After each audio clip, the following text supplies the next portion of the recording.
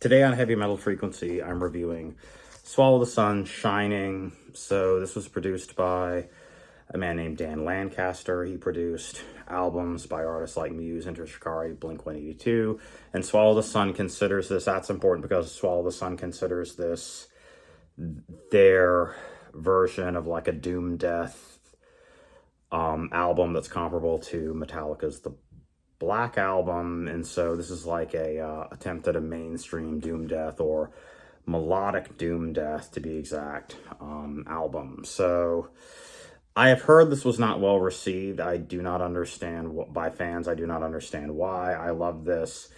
I would say that yes, Swallow the Sun is currently ping-ponging back and forth between a slightly harder melodic doom death funeral doom band and then a slightly lighter like progressive doom band with touches of other things like epic doom and black metal and atmospheric black metal and melodeath and stuff like that. So they're currently, for years they've been kind of bouncing back and forth between a slightly lighter, more eclectic version of themselves or a slightly darker, harder version of themselves, and it's really intriguing. So as far as the album goes, Innocence Was Long Forgotten, first track, is immediately engaging.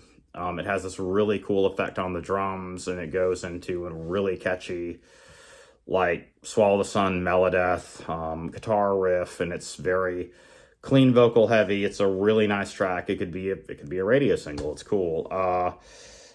What Have I Become was really cool. Melancholy is another single-ish song. A lot of these have a kind of single quality to them because they're very chorus heavy, like pop music, and also like melodeath, like pure forms of melodeath, like mid 90s Boss HM2 two pedal scoop mids, high gain melodeath. And so there's a sense of that which has been absent on Swallow the Sun albums to some extent because it's more depressive funeral doom grave tempo stuff, which is fine, which is wonderful, but this is just a little bit different for them. And if you're not used to this, it might take a little bit to get used to it. That's one of the things, is you need to spend a lot of time with this. Yes, because of some of the complexities and subtleties, but also to get used to this version of Swallow the Sun.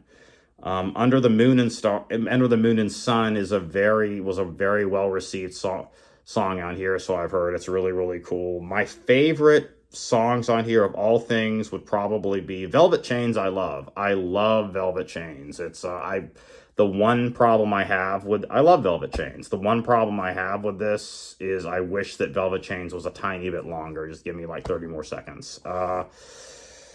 Shining was brilliant. It has a early Swallow the Sun feel to it, like really early Ghosts of Lost, The Morning Never Came. The riffs are fantastic. The main theme is incredible. I love it. It has this like a Candlemass epic doom feel to it, which is interesting because they covered a Candlemass song on their first album, The Morning Never Came. It was Solitude. So I love this. I love everything on here, and I would love for you to support them. Like and subscribe. Please support them and buy an album and stuff, some merch. It'd be great because this is a fantastic.